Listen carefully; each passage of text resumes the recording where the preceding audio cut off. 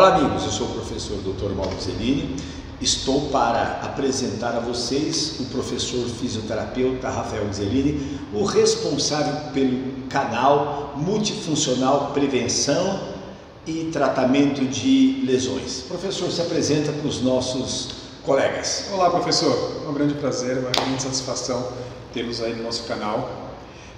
Eu sou o professor fisioterapeuta Rafael Zelini, sou formado em Educação Física e Fisioterapia há 17 anos, Fisioterapia há 14 e estarei sendo responsável por este canal aí, como o Dr. Mauro disse, no programa de prevenções e lesões do nosso canal. Neste canal, pessoal, vocês vão encontrar orientações feitas pelo profissional de educação física, mas ele vai falar como fisioterapeuta também, abordando temas relevantes. É muito importante que você saiba que ele não vai estar dando para vocês receitas, procedimentos de tratamento fisioterápicos, que é de competência do médico, do fisioterapeuta, do ortopedista, e sim a visão de um fisioterapeuta que é profissional de educação física e como pode ajudá-los na tarefa, na sua brilhante tarefa que é cuidar dos seus alunos. Professor fisioterapeuta Rafael Zelini, explica para o nosso aluno, cliente, né, no nosso professor, a missão do fisioterapeuta e do profissional. Como é que você vê essa relação? Nós cuidadores, né, profissionais da área da saúde, não deixamos de ser cuidadores dos nossos alunos, não é? Nós temos a responsabilidade pela integridade física do nosso cliente. Então a gente jamais pode ser responsável por gerar um tipo de agravamento ou lesão, né, no nosso cliente, nosso aluno. Então essa principal característica a gente não pode, a gente não deve, não. A gente observa, né, professor, que o fisioterapeuta ele tem uma visão de reabilitação. Exatamente. A ação do fisioterapeuta é reabilitação. Mas é bem dividido assim, né? O ideal seria o profissional de educação física promove e com prevenção a saúde, né? Ele promove a saúde e o fisioterapeuta restaura essa saúde. Então o aluno chega com uma disfunção, algum agravamento, alguma doença, vai para o fisioterapeuta, ele recebe a alta e é caminhado para o profissional de educação física que dá sequência nesse tratamento com a promoção da saúde do aluno. Então é muito importante que você, profissional de educação física, tenha muito claro, olha, o professor Rafael falou, prevenção e manutenção. E promoção, prevenção e manutenção da saúde e bem-estar. O nosso foco é na aptidão física utilizando o exercício. O fisioterapeuta tem outros procedimentos na responsabilidade de reabilitar. Exatamente. Vocês podem ver que é muito engraçado isso, porque o mesmo exercício que é feito para recuperação, ele é feito para promoção da saúde, com seus devidos ajustes de intensidade, carga e volume. Mas um exercício para recuperar o joelho é o agachamento, um para promover aumento de força das pernas é o agachamento.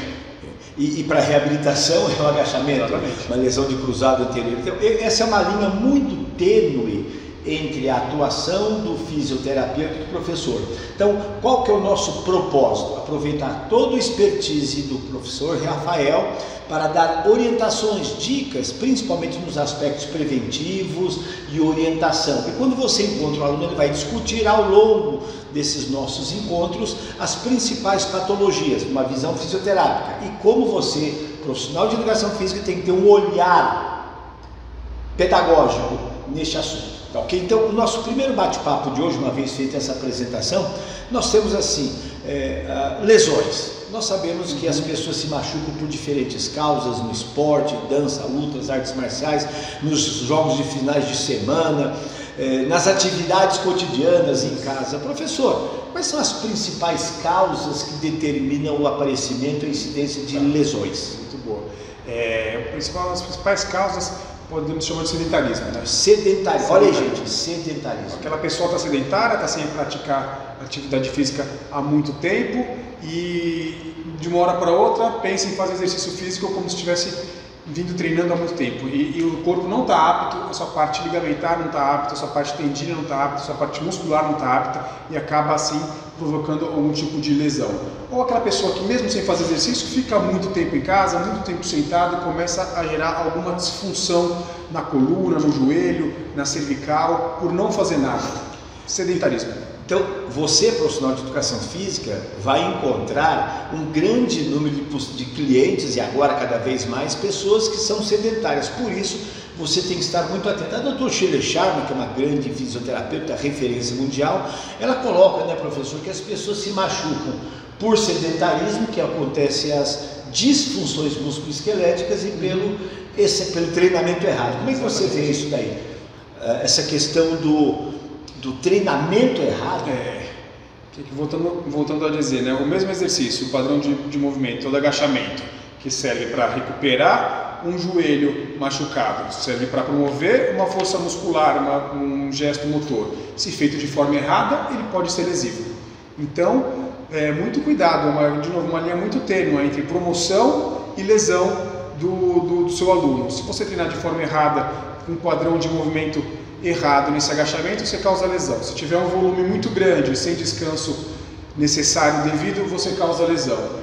É muito interessante notar que às vezes pode acontecer, né, uma lesão por impacto no esporte, né? Então o cara torceu, então aquela lesão aguda que aconteceu naquele momento. Não consegue prever. Não consegue prever. Agora o futebol americano é um dos esportes mais lidos do mundo, mas é óbvio, é contato o tempo inteiro, como não vai ser lesivo? Você levantou um aspecto interessante. Nos Estados Unidos, as pesquisas mostram que as lesões de cruzado anterior por não contato são maiores que no esporte. Ou seja, as pessoas têm lesão de cruzado anterior, escorrega, está com sobrepeso, vai subir e descer a escada, então se machuca mais em situações de não contato, de basquete e vôlei. Então esse é um aspecto muito interessante.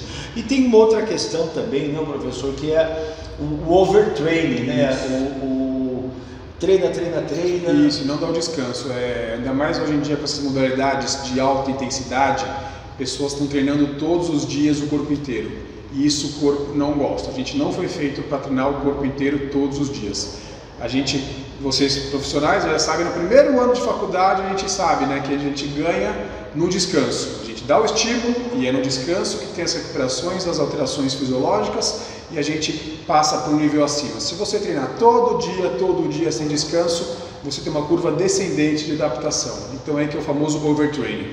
O overtraining acontece, aí você tem os sintomas, né? Perda do apetite, o sono fica conturbado, uma fadiga, no dia seguinte não está em condições, vai se sentir cansado, e aí diz assim, quanto mais treina. Então, obviamente que tem situações que a pessoa se exercita o dia inteiro. Quem trabalha nas docas de Santos, né? O cara carrega saco o dia inteiro, mas ele está treinado para aquilo. Ele trabalha numa intensidade moderada lá, então ele consegue realizar. É uma atividade laboral, a pessoa que corta a cana, mas a gente não sabe, né, quanto ele se lesiona, a gente não tem esses dados, né, quanto tem a coluna machucada, o ombro, o joelho. Então, a gente observa, né, professor, e as clínicas de fisioterapia acabam estando lotadas, e um bom negócio, em função do excesso de lesões decorrentes do overtraining. Que o pessoal está treinando de forma demasiada, sem devido descanso, de forma como se fossem atletas. E se você pegar os atletas que já pararam até no final da carreira, ou até mesmo durante a carreira, eles sofrem com lesões, porque é muita pancada, um treino muito intenso, e o pessoal tido como normal, que não é atleta, não vive disso, acaba se metendo a treinar como se fosse um atleta. Professor, eu vou fazer uma analogia agora. Nós vamos ter temas específicos, né, na nossa plataforma sobre a avaliação, mas na fisioterapia, pessoal, quando a pessoa tem uma queixa, né, a coluna, é o quadril, é o ombro, então o fisioterapeuta faz uma avaliação para verificar a disfunção. Né? É isso que acontece, não? Exatamente. Comente um pouquinho para o pessoal a importância que tem na fisioterapia a avaliação.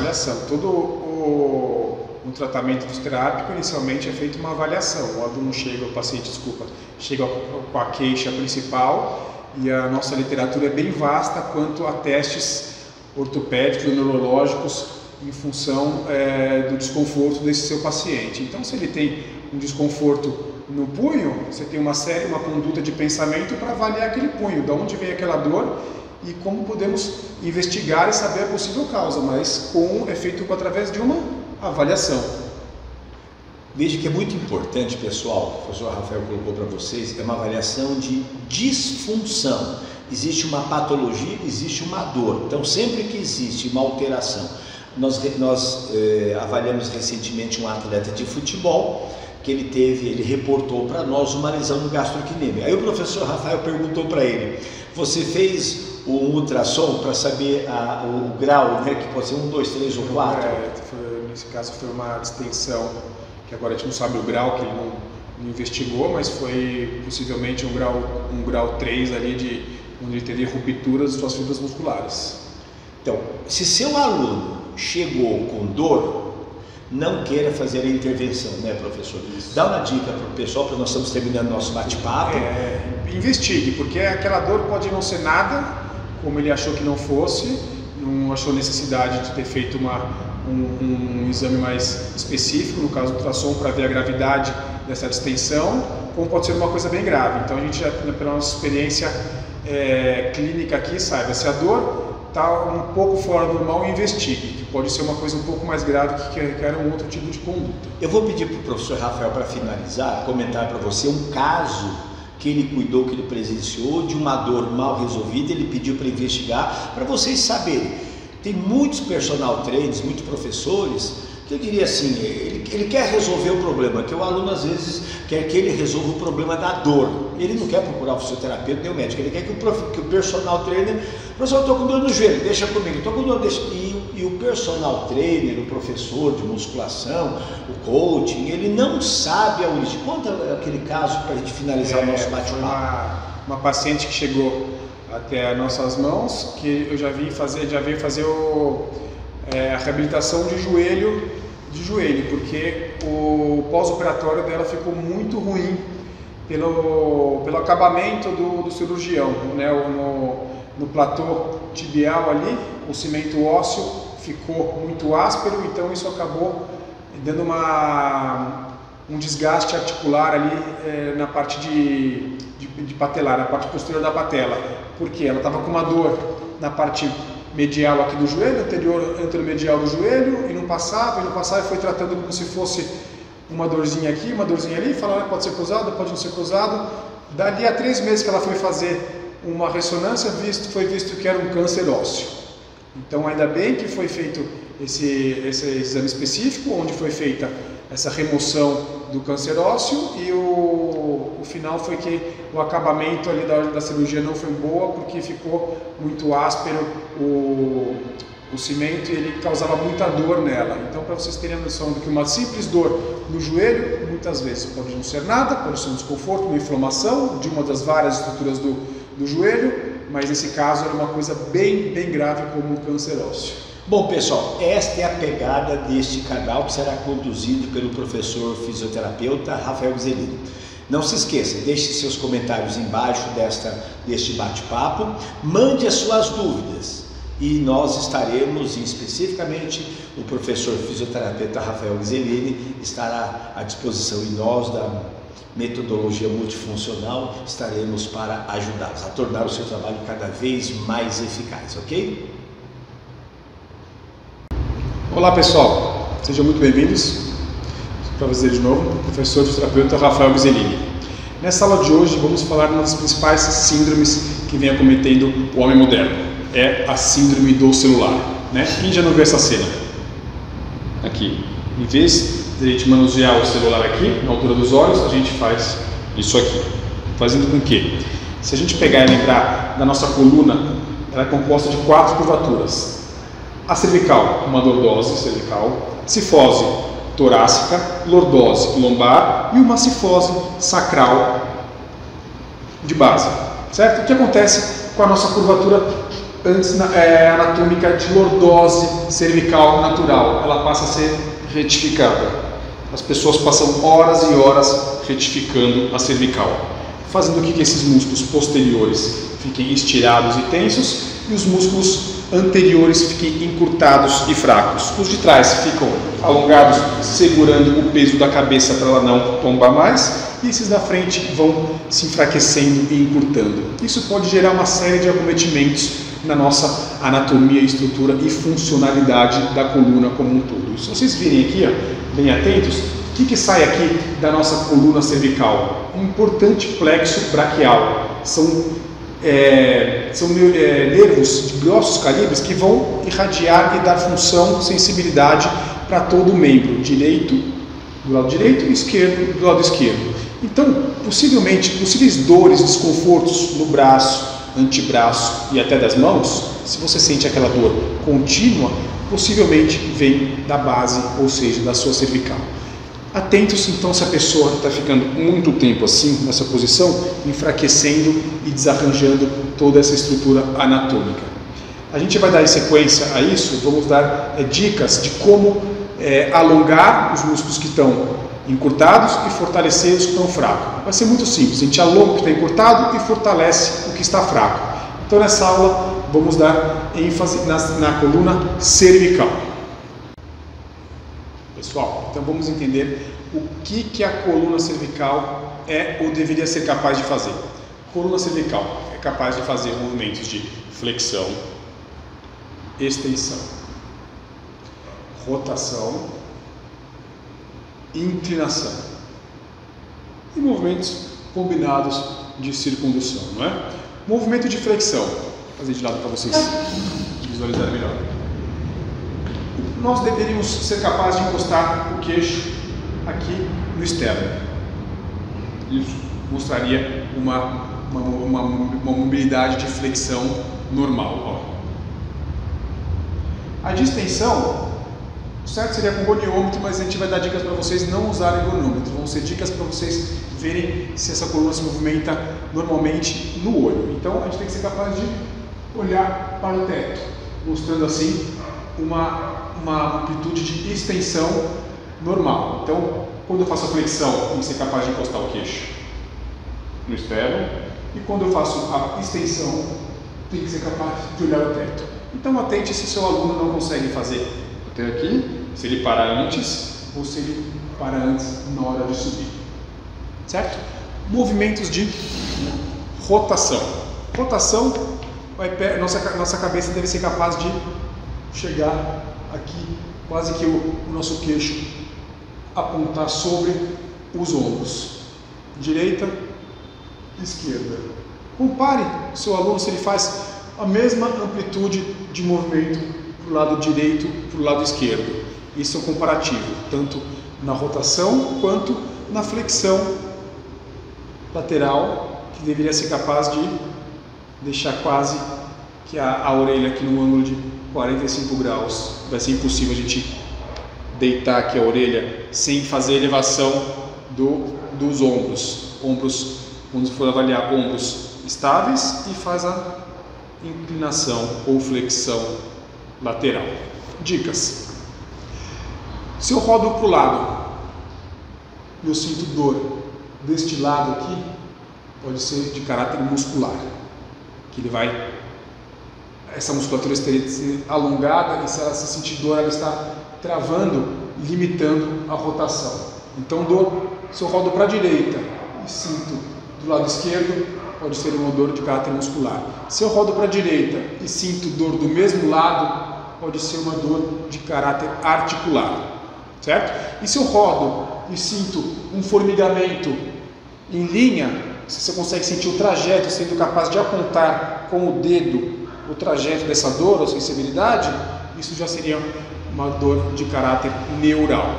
Então, na dúvida, procure um profissional habilitado e investigue essas possíveis disfunções. Então, flexão, queixo no peito, extensão, olhar para o teto, rotação, tem que ser capaz de ficar próximo ao ombro, e inclinação, perto de uns 45 graus aqui visualmente. Essas são as movimentações naturais da nossa coluna cervical.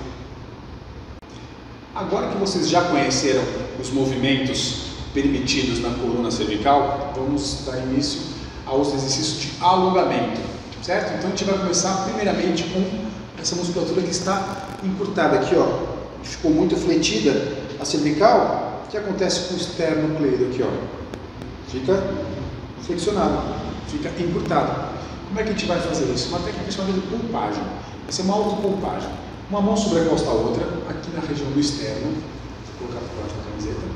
Eu vou fazer isso aqui com a minha pele. Eu vou apoiar em cima da pele e pressionar ela para baixo. Não é com muita força, é uma coisa sutil. Eu pego, pressiono e ponho ela em sentido ao solo. Coloquei a mão aqui, uma mão sobreposta à outra, apoiei no externo e projetei em sentido ao solo. Ao mesmo tempo, vou elevar o meu queixo para o teto.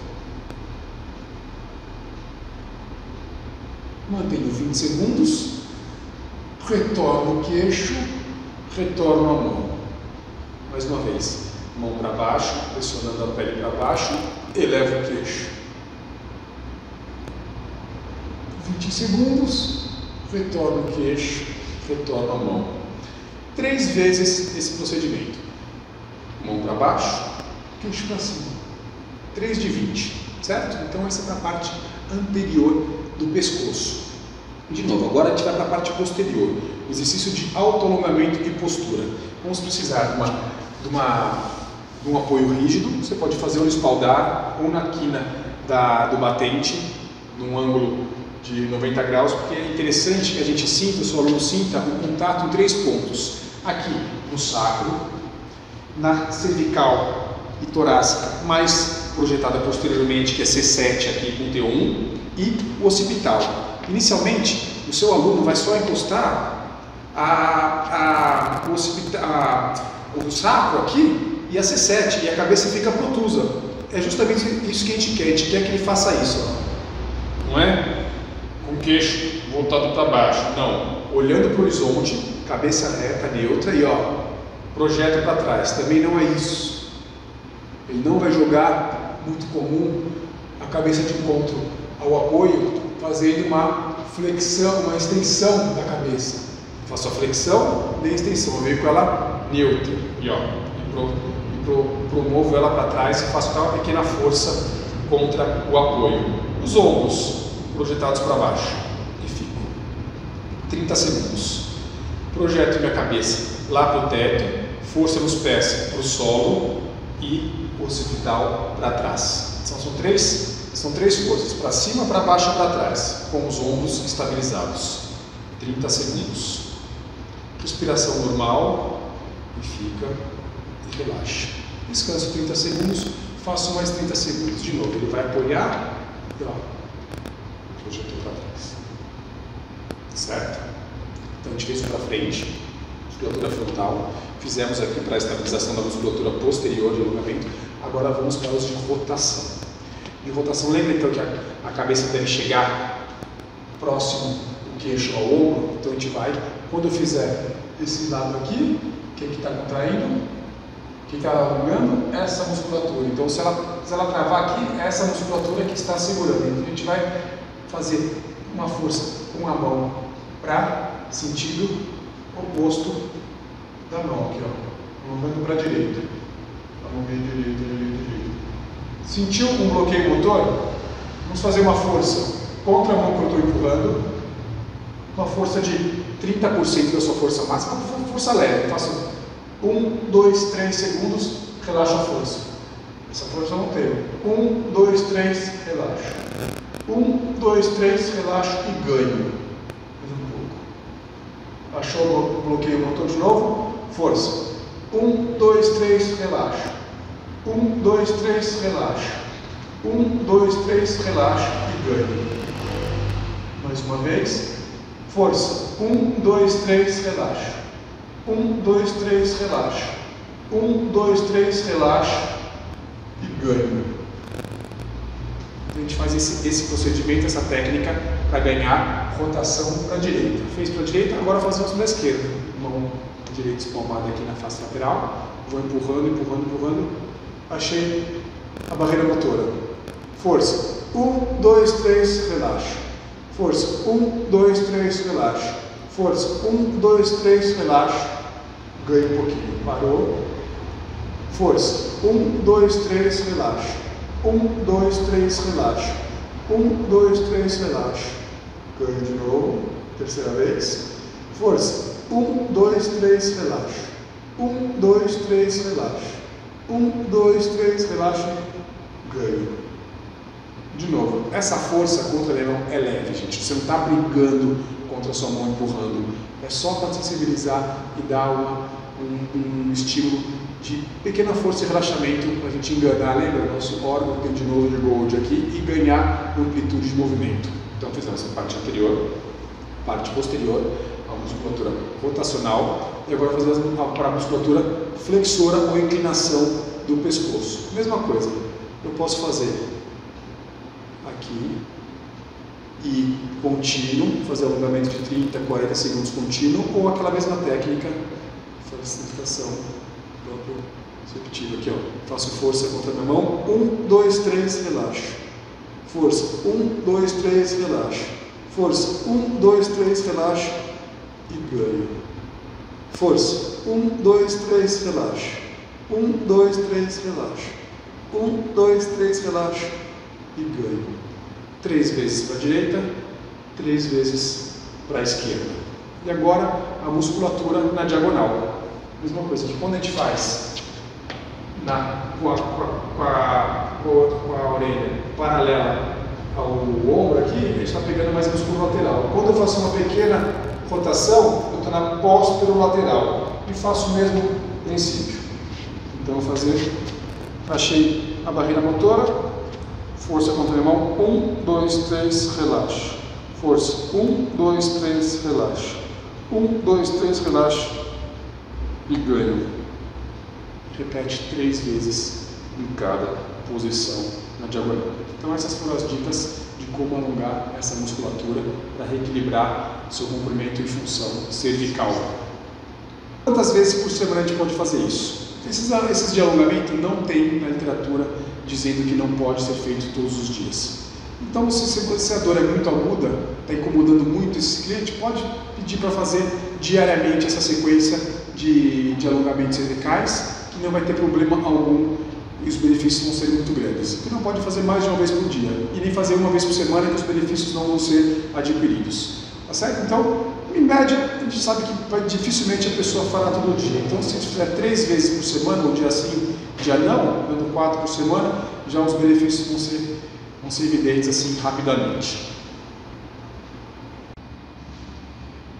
Pessoal, então chegamos à parte de fortalecimento dessa região cervical. Vamos passar 3 posições. Posição para a musculatura anterior do pescoço, a posição para a musculatura posterior do pescoço e a posição para a musculatura lateral do pescoço.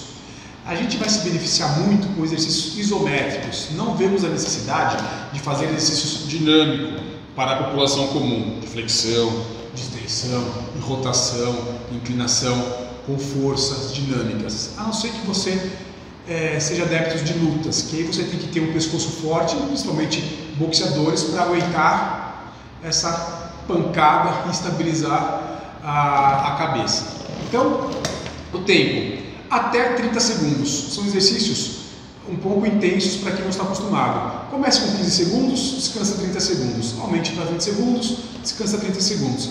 Progressivamente, até 3 a 5 séries de 30 segundos, com 30 a 45 segundos de intervalo. A posição então para a musculatura anterior ou flexora da cervical. Vamos utilizar de um banco de supino, ou se tiver um reformer de pilates ou uma maca, você também pode estar realizando. Mas a gente precisa do banco de supino porque na posição de supino, cabeça apoiada, a gente não quer, a gente quer que a cabeça fique para fora. Aqui, ó. Isso aqui. Escápula estabilizada, eu só quero a cervical para fora. Agora, ó, a musculatura flexora do pescoço está entrando em ativação total.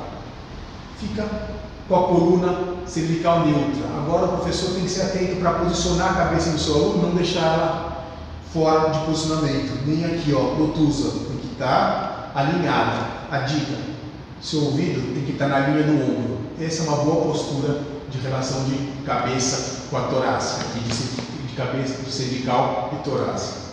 Ficou o tempo estipulado, começamos 10 segundos, não sei se o aluno for muito fraco, já que essa musculatura é muito fraca, comece com 10 segundos, descansa 30 segundos e anote a evolução do seu aluno. Então esse foi para a musculatura anterior do pescoço, responsável pela flexão.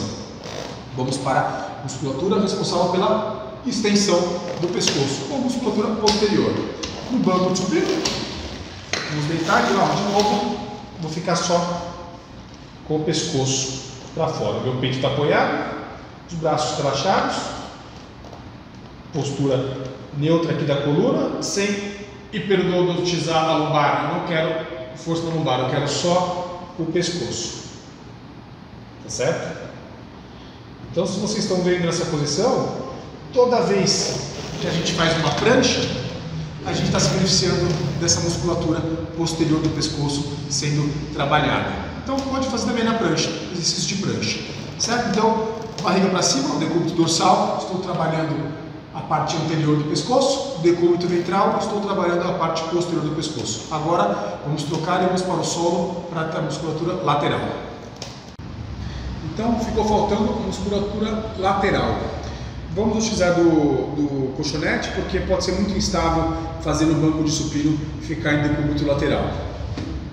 A dica: se você não sentir desconforto na lombar, vamos usar um colchonete enrolado ou um forró para estabilizar a perna de cima. Porque a de baixo vai ficar estendida, a de cima flexionada, onde você apoia aqui para a coluna lombar ficar neutra. A gente apoia o braço de baixo no ombro, o braço de cima fica livre, não podendo rodar esse tronco. E agora, alinhado aqui, a cabeça. Estamos trabalhando aqui a musculatura. Se eu estou de decúbito lateral direito, é a musculatura esquerda, responsável pela flexão lateral à esquerda, que está trabalhando isometricamente. Vale o mesmo tempo e intensidade para os outros. Comece com 15 segundos, passe para 15, 17, 18, 20, até 30 segundos, com 30 a 45 segundos de intervalo. Faço do lado esquerdo, repito do outro lado direito. Posicione o seu aluno para que ele não fique com a cabeça flexionada para um lado ou flexionada para o outro, ou o que acontece muito, de em vez de estar alinhado aqui, ele faz uma pequena rotação. Tá certo? Então isso é sempre legal você estar assistindo ao seu aluno realizar esse exercício para ter um alinhamento correto da sua cabeça. Certo? Então essas foram as posições de fortalecimento da coluna cervical para flexão, extensão e inclinação.